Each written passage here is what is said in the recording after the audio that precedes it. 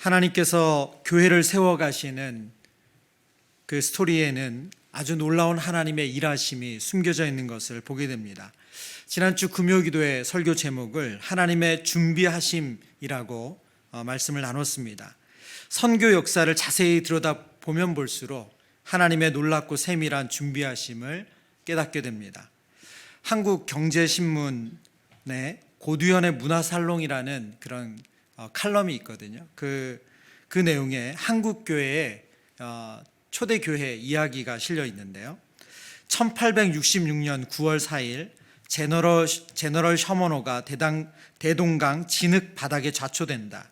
이 배에 영국 출신의 로버트 토머스 선교사가 타고 있었다. 당시 조선은 기독교 박해가 극에 달한 때였다. 다음 날 조선 관군들이 배에 불을 놓았다. 선원들은 강으로 뛰어들었다. 토머스 선교사는 갖고 있던 한문 성경책들을 강변으로 던졌다.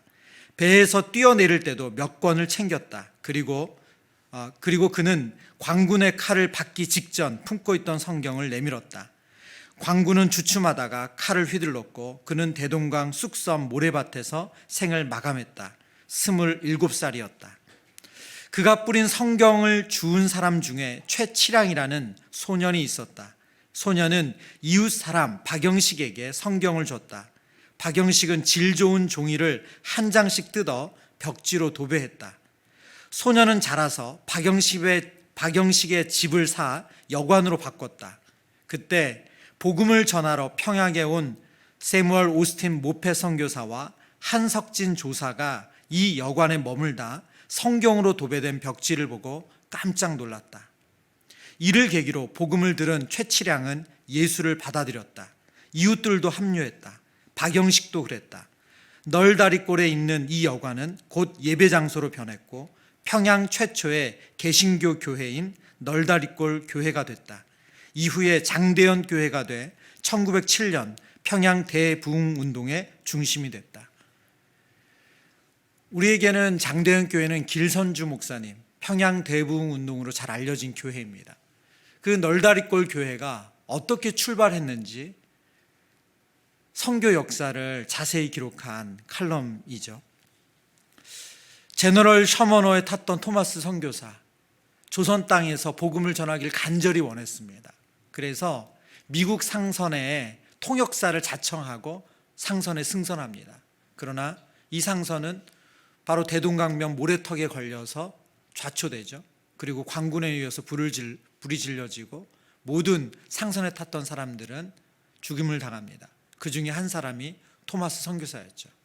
그는 제대로 조선 사람 한 사람도 만나지 못했고 그들에게 복음을 전하지도 못했고 말씀을 전하지도 못했습니다.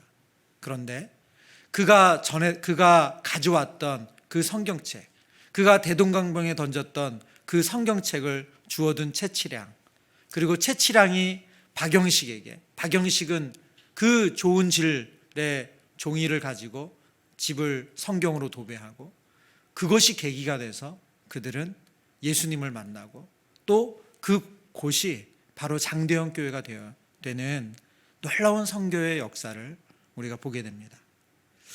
이렇게 하나님의 역사는 정말로 놀랍습니다. 오늘 우리가 읽은 사도행전 11장에 이방인의 최초의 교회 안디옥 교회 출발 또한 그렇습니다. 오늘 우리는 안디옥 교회의 그 시작과 부흥 그리고 하나님의 뜻에 순종하는 그 교회의 모습을 통해서 하나님께서 세워가시는 교회의 일원인 우리에게 주시는 그 영적 교훈을 함께 누리길 원합니다. 첫 번째 안디옥 교회는 하나님께서 일으키시는 영적 부흥을 경험한 교회입니다. 19절 말씀, 그때 스데반의 일로 일어난 환란으로 말미암아 흩어진 자들이 베니게와 구브로와 안디옥까지 이르러 유대인에게만 말씀을 전하는데, 스데반의 일, 바로 스데반의 순교를 말하는 거죠. 예루살렘 교회가 핍박을 받았습니다. 그 대표적인 사건이 7 집사 중에 한 사람인 스데반이 사내들인 공회에서 신문을 받다가 신문을 받는 도중에 유대인들에게 끌려나가서 성 밖에서 돌에 맞아 죽은 사건입니다. 그 일로 인해서 예루살렘에 모여있던 수많은 그 그리스도인들이 이제 디아스포라로 그들이 있었던 곳을 흩어지게 된 거죠. 그들이 흩어진 자들이 베니게, 구브로, 안디옥까지 이르렀다고 말합니다. 그들은 가는 곳마다 예수님께서 그들에게 명령하신 그대로 증인된 삶을 살았습니다. 예루살렘 교회가 뜨겁게 신앙생활하던 일원이었던 이들이 핍박을 받아서 흩어졌음에도 불구하고 그들은 가는 곳마다 예수 그리스도의 그 복음을 증거하는 삶을 살아갑니다. 지도를 잠깐 보여주시겠어요? 여러분의 지금 이제 그 팔레스타인과 그 지중해 지도인데 보시면 안디옥이 보이시죠? 성경에 안디옥이 두 개가 나옵니다. 수리아 안디옥하고 비시디아 안디옥이에요. 오늘 본문에 나오는 안디옥은 수리아 안디옥입니다. 이번에 우리가 튀르키예와 시리아 지진에 피해를 입은 안디옥 교회가 바로 여기죠. 안디옥이고요. 그리고 지중해 떠 있는 섬이 보이시죠? 살람이라고 되어 있는 섬. 그리고 또 거기에 지명인인 바보라는 지명이 또 있죠. 이 섬이 구브로입니다. 그래서 지금 사람들이 이 구브로와 안디옥까지 흩어졌다. 거기서 복음을 전했다는 것을 성경이 말씀하고 있습니다. 그리고 그 위에 다소라는 지명이 나오는데 우리가 조금 이따 살피겠지만 이제 안디옥 교회 파송받은 바나바가 다소에 가서 사울을 데려오는 그 지명이 바로 다소입니다. 이제 내려주셔도 됩니다. 이 안디옥은 보시는 지도처럼 문화와 무역의 거대한 교차로 역할을 합니다. 그래서 이 팔레스타인의 아랫지방에서 유럽으로 가려면, 육로로 가려면 안디옥을 다 거치게 되어 있어요. 혹은 해상 통로를 이용할 때도 중간에는 거점이 필요하잖아요. 그래서 안디옥은 해상이나 육로나 많은 사람들이 무역을 위해서든 그리고 지나가기 위해서든 거치는 지역입니다. 지금 그 지역에 모인 그리스도인들이 유대인, 먼저 성경에 보면 유대인들에게만 복음을 전했다라고 말씀하고 있습니다. 그것은 우리가 바로 앞에 살핀 10장과 11장에 나오는 베드로의 모습을 봐도 알겠죠. 그들은 하나님의 자녀가 되는 것은 혈통적으로 유대인들에게만 해당한다는 그런 그들 안에 예수님을 믿었음에도 불구하고 그들 안에 그런 제한된 생각이 있었습니다. 그래서 그들이 가는 곳마다 흩어져 있는 유대인들에게 복음을 전했고 그들이 하나님께로 돌아오는 그런 은혜의 역사가 있었습니다. 20절, 21절의 말씀을 보면 그 중에 구브로와 구레네 몇 사람이 안디옥에 이르러 헬라인에게도 말하여 주 예수를 전파하니 주의 손이 그들과 함께 하심에 수많은 사람들이 믿고 주께 돌아오더라. 그런데 그들 중에 이 유대인 그리스도인들 중에 그냥 유대인들에게만 복음을 전하는 것이 아니라 그리스도를 알지 못하는 유대인들에게만 복음을 전하는 것이 아니라 완전한 헬라인, 이방인에게 복음을 전한 거예요. 근데 놀랍게도 그들이 복음을 듣고 예수님께로 돌아오는 거예요. 근데 21절에 보니까 주의 손이 그들과 함께 하심에 수많은 사람들이 믿고 주께 돌아왔대요. 그런데 그 무리가 작은 무리가 아니었던 거죠. 안디옥 교회의 이 부흥의 소식이 예루살렘 교회에 전해질 만큼 이 부흥은 작은 부흥이 아니었습니다. 근데 이 부흥은 누구도 예상하지 못했던 부흥이죠. 무명의 그리스도인들이 하나님의 말씀에 순종해서 그들이 가는 곳마다 증인된 삶을 살았는데 그것을 통해서 영적인 부흥이 일어났고 하나님의 교회가 세워졌어요. 우리는 여기서 하나님의 일하심을 다시 한번 보게 됩니다. 특별히 더 놀라운 것은 사도행전 11장 17절 18절 오늘 본문이 시작하기 바로 전 본문인데요. 그 본문을 잠깐 같이 보죠. 17절 18절 같이 읽습니다. 그런즉 하나님이 우리가 주 예수 그리스도를 믿을 때에 주신 것과 같은 선물을 그들에게도 주셨으니 내가 누구이기에 하나님을 능히 맡겠느냐 하더라.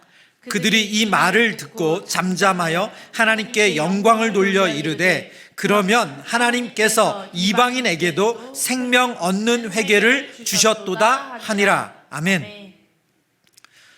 지금 구브로와 베니게, 안디옥까지 흩어진 우리 그리스도인들, 예루살렘에 모여있던 그리스도인들이 핍박을 받아서 도망을 간 거죠.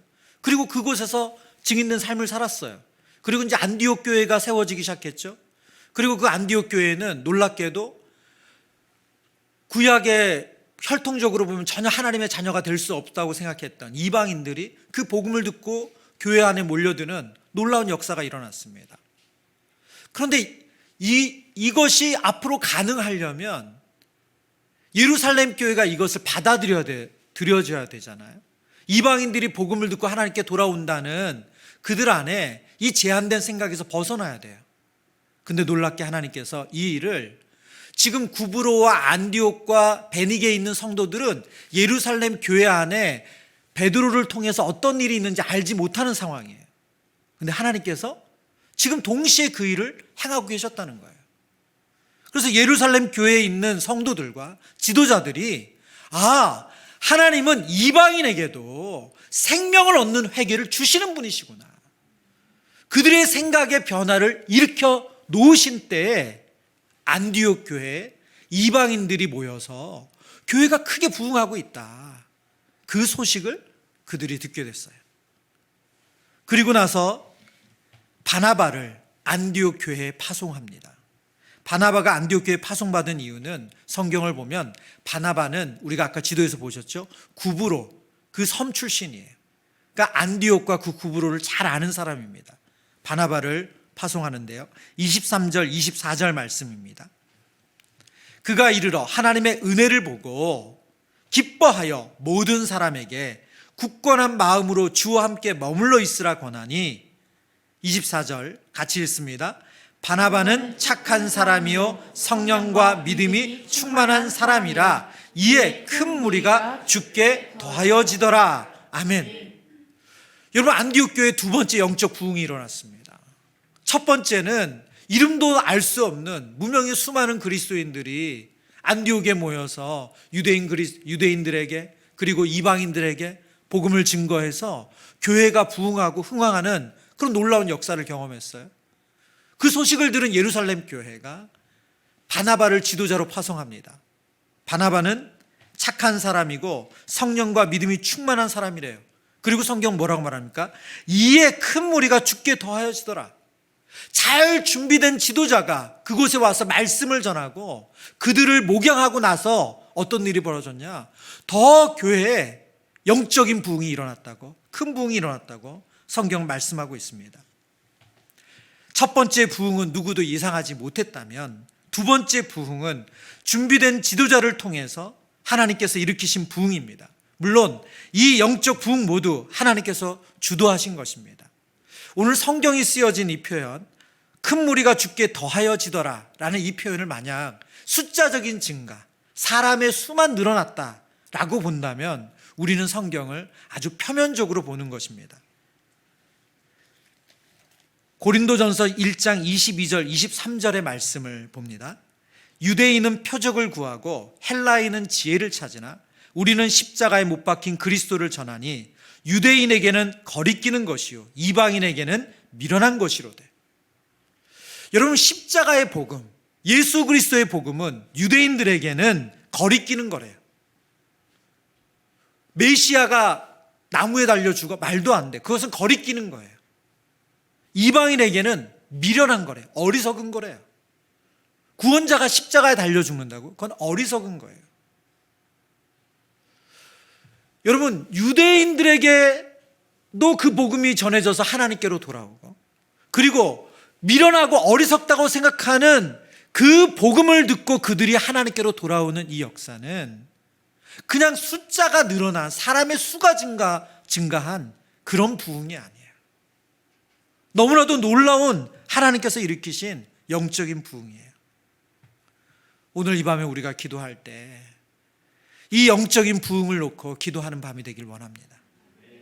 여러분, 말씀을 준비하는데요, 오늘날 우리의 다음 세대, 교회에 대해서 무관심한 청소년, 우리 아이들은 교회에 관심이 없습니다. 무관심해요. 청년들은 교회를 꺼립니다. 그리고 믿는다고는 하나 교회에 나오지 않는 성도들이 오늘날 너무 많습니다. 그리고 복음에 대해 전혀 들어보지 못한 수많은 사람들이 이 땅에 있습니다. 여러분, 하나님께서 복음을 먼저 들은 우리를 통해서 구브로와 베니게와 안디옥에 흩어진 나그네들과 같은 그들을 통해서 그들의 증인된 삶을 통해서 영적인 부흥을 일으켰던 것처럼 하나님은 이 영적인 부흥을 우리를 통해서 일으키길 원하시는 줄 믿습니다. 그리고 하나님이 이 일을 하실 수 있으세요. 그리고 하기를 원하세요. 여러분, 오늘 이 밤에 기도할 때 하나님, 우리를 통해서 그 영적 부흥이 일어나기를 원합니다. 복음을 거리끼는 것으로, 복음을 밀어난 것으로, 어리석은 것으로, 말도 안 되는 것으로 교회 왜 다녀? 이렇게 생각하는 아이들에게, 이렇게 생각하는 사람들에게 예수 그리스도의 복음이 생명의 복음으로 들려지는 이 영적 부흥이 일어나기를 함께 기도하는 복된 밤이 되길 바랍니다. 두 번째, 안디옥 교회는 함께 사역함으로 정체성이 분명해진 교회입니다.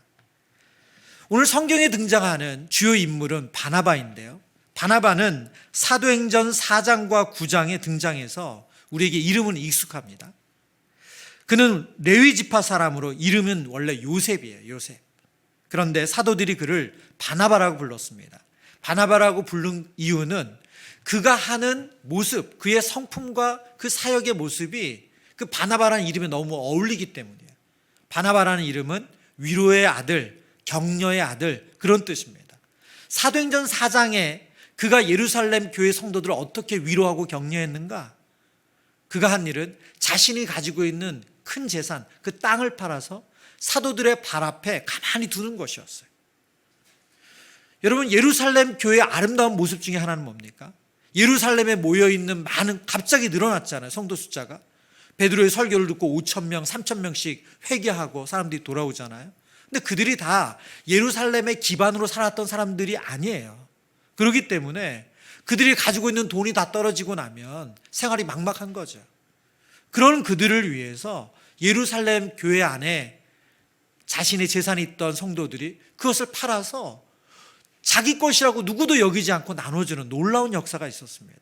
그 중에 대표적인 한 사람이 바로 바나바였어요. 그렇게 위로했어요. 뿐만 아니라 사도행전 9장에 보면 누구도 회심한 사울을 믿어주지 않고, 그래서 예루살렘 교회와 왕래하지 못하고 제자들이 다 그를 믿지 않고 거리낄 때 그를 데려다가 제자 공동체에 연결시켜준 사람이 바로 바나바였어요.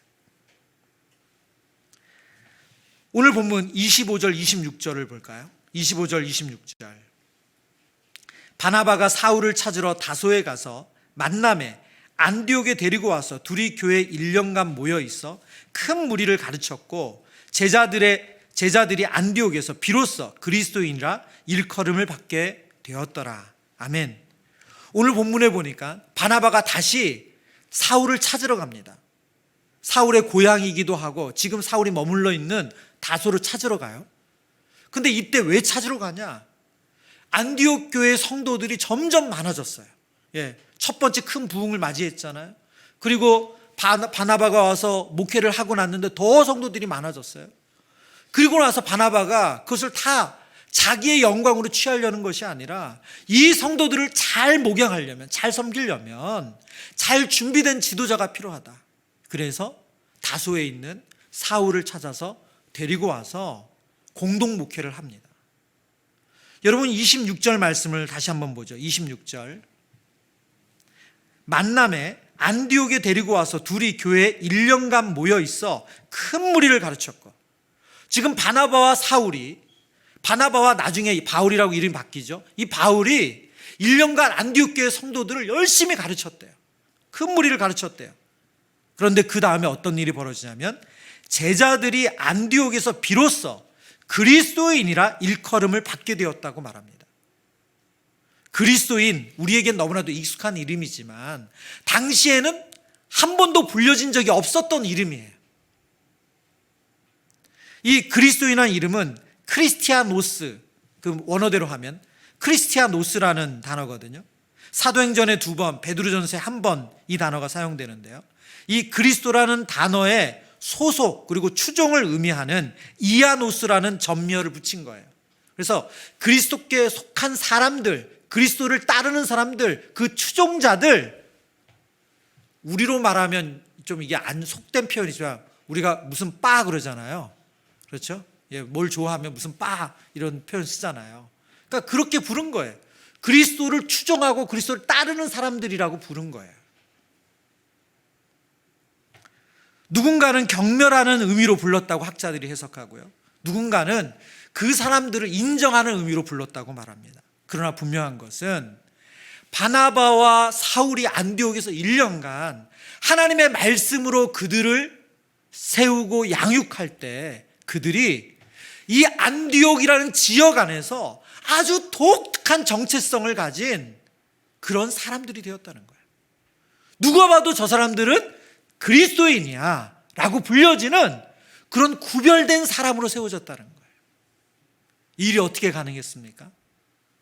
바나바가 함께 동역자를 세워서 같이 그 교회를 섬김을 통해서 그 정체성이 분명하게 세워졌어요. 작년 11월에 우리나라 30대, 40대의 신앙 의식 및 신앙 실태 조사라는 조사를 했어요. 신앙 의식에 대한 통계를 했는데요. 그 조사 결과입니다. 결과 중에 하나, 여러 가지 항목이 있지만 그 중에 하나예요. 글씨가 잘 보이시나 모르겠네요. 네. 보시면 이 질문은 뭐냐면 이 질문의 지금 핵심은 하나님을 믿지만 그리스도는 잘 모르겠다고 대답한 30대, 40대의 그리스도인들이 몇 프로냐? 34%래. 다 신앙인을 대상으로 한 거예요. 예. 근데 그 중에 하나님은 믿지만 그리스도는 잘 모르겠다고 대답한 사람들이 3명 중에 1명꼴이에요. 34%예요. 50대, 60대는 여기 다른 그래프, 막대 그래프 보이시죠? 14%입니다. 예. 그럼 반대로 하나님은 내 삶의 전부이며 나는 그분으로 충분하다고 말한 30대, 40대는 몇 프로냐? 11%예요. 11%. 반면 50대, 60대는 30%네요. 그리스도인이라는 정체성이 희미해지고 있습니다. 교회는 출석하고 예배는 드리지만 예수님 잘 모르겠다는 거예요. 부모님이 신앙생활해서 나도 신앙생활하고 내 아이 주일학교 보내면서 신앙생활하고 있지만 나는 그리스도는 잘 모른다. 그 사람이 3명 중에 1명이래요. 여러분, 가만히 있으면 복음이 희미해집니다. 신앙생활 한다고는 하는데 무늬만 크리스천이고 그 내용, 능력은 없어져요. 여러분, 오늘 밤 우리가 은혜를 구하며 기도해야 돼요. 정말 그리스도를 아는 은혜. 여러분, 에베소서에 너희가 그리스도의 사랑을 알고라고 말씀하시면서 사도 바울이 에베소 교회를 향해서 간절히 기도한다고 말하는 것처럼 그리스도의 그 사랑의 깊이, 너비, 높이를 깨닫게 되기를 원한다. 그래서 그것으로 충만해지기를 원한다. 여러분, 그렇게 간절히 기도한 것처럼 우리가 하나님 앞에 나아갈 때 그 기도를 해야 됩니다. 여러분, 말씀을 읽을 때 여러분 어렵다고 안 읽으시고 그리고 읽어도 무슨 얘기인지 모르기 때문에 말씀을 더 멀리 하는 것, 여러분, 그것은 하나님 앞에 하나님의 자녀다운 태도가 아니죠. 여러분, 우리나라 복음에 전해지는 이 놀라운 방법을 보면 바로 말씀을 통해서 복음이 전해졌어요. 예.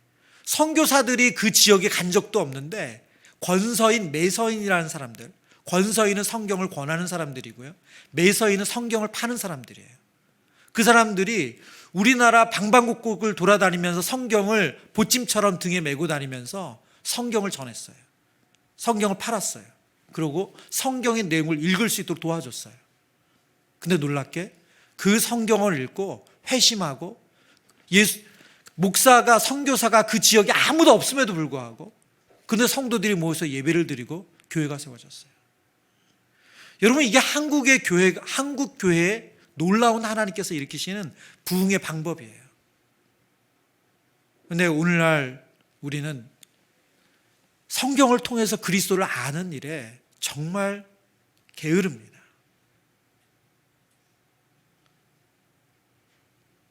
제가 이제 저희가 일기 제자반이 지난주 목요일날 끝났거든요.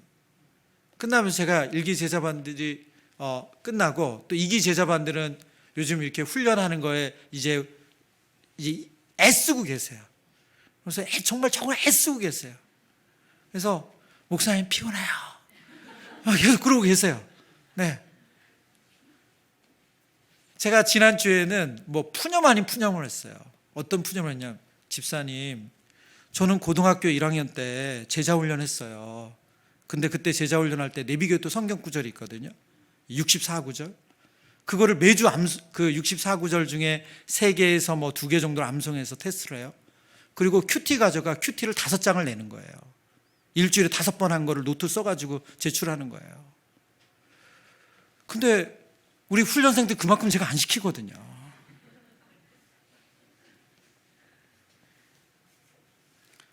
(1980년대) 후반에 주일학교는 그렇게 가르쳤어요. 예? 중학생, 고등학생 데리고 그렇게 가르쳤어요. 그리고 그것이 됐어요. 여러분, 오늘날 우리 아이들 큐티 하루에 5장 한 거 매주 검사하고, 우리 그런 용기도 없죠, 요즘. 그리스도의 사랑, 그리스도의 말씀을 통해서 그리스도의 사랑을 알아가는 은혜. 그래서 분명한 정체성을 가질 수 있도록 우리가 도와줘야 됩니다. 여러분, 이 밤에 우리가 은혜를 구하며 기도할 때, 여러분, 그러려면 우리가 뭐 우리 아이들 누구 얘기할 게 아니라 우리가 먼저 그 은혜 누리면 돼요. 그러면 그것은 흘러갑니다. 그리고 하나님께서 우리에게 그런 지혜와 용기를 주세요. 지혜와 용기를 주세요. 세 번째, 안디옥 교회는 받은 은혜를 흘려보내는 교회였어요. 27절, 28절의 말씀입니다. 그때 선지자들이 예루살렘에서 안디옥에 이르니 그 중에 아가보라 하는 한 사람이 일어나 성령으로 말하되 천하에 큰 흉년이 들리라 하더니 글라우디오 때에 그렇게 되니라. 안디옥에 방문했던 선지자들이 있었는데 그들이 성령이 주시는 그 감동으로 흉년을 예언했다는 거예요. 그런데 역사가 요세푸스에 따르면 글라우디오 통치 기간 중에 AD 40년대에 팔레스타인에 큰 기근이 있었다고 기록하고 있습니다. 실제로 이 기근이 일어난 거죠. 본문 29절 30절 같이 읽습니다. 제자들이 각각 그 힘대로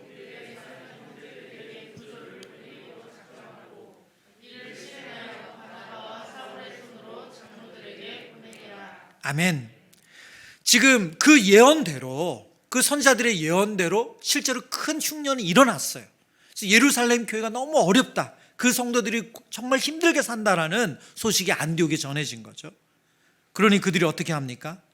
오늘 본문에 보니까 제자들이 각각 그 힘대로 유대에 사는 형제들에게 부조를 보내기로 작정하고, 제가 본문을 연구하면서 한 성경학자는 각각 그 힘대로가 예루살렘 교회가 사도행전 2장과 4장에 각각 그들이 가지고 있던 재산을 팔아서 우리 예루살렘 교회 그 성도들을 도왔던 그 모습, 그거를 그대로 지금 본받은 것이라고 설명하더라고요.